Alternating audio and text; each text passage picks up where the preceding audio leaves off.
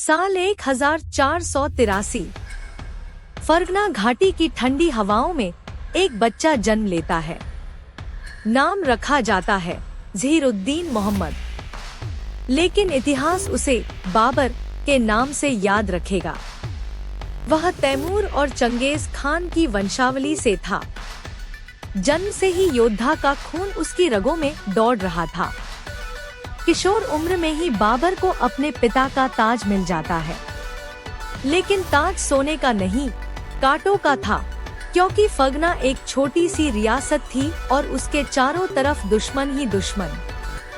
कभी काबुल के लिए लड़ाई, कभी समरकंद के लिए युद्ध। हार जीत के बीच बाबर का जीवन चलता रहा, लेकिन उसकी नजरें एक दिन हिंदुस्तान की तरफ टिक गईं। एक ऐसी जमीन जहां इब्राहिम लोदी की सल्तनत थी, मगर अंदर से बिखरी हुई।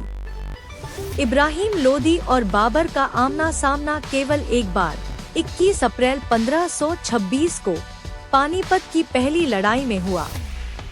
यह एक निर्णायक युद्ध था जिसने भारत के इतिहास की दिशा ही बदल दी।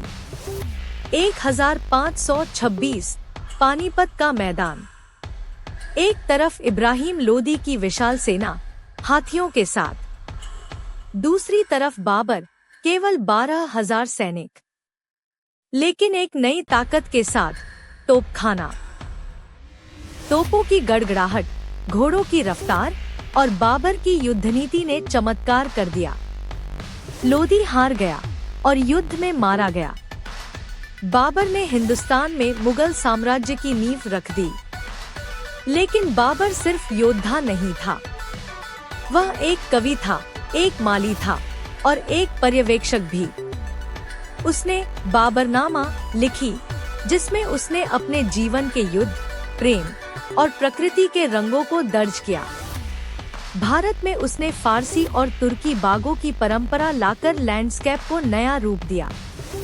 1530 में मात्र 47 साल की उम्र में बाबर का निधन हो गया, लेकिन उसने जो साम्राज्य स्थापित किया वह आने वाले 300 साल तक हिंदुस्तान के इतिहास को बदलता रहा।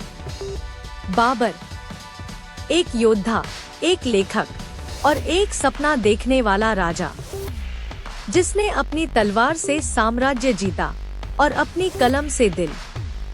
अगर आपको यह कहानी पसंद आई हो तो वीडियो को लाइक करें, चैनल को सब्सक्राइब करें और घंटी का बटन दबाएं, ताकि इतिहास की और भी अनकही कहानियां आप तक पहुंचती रहें।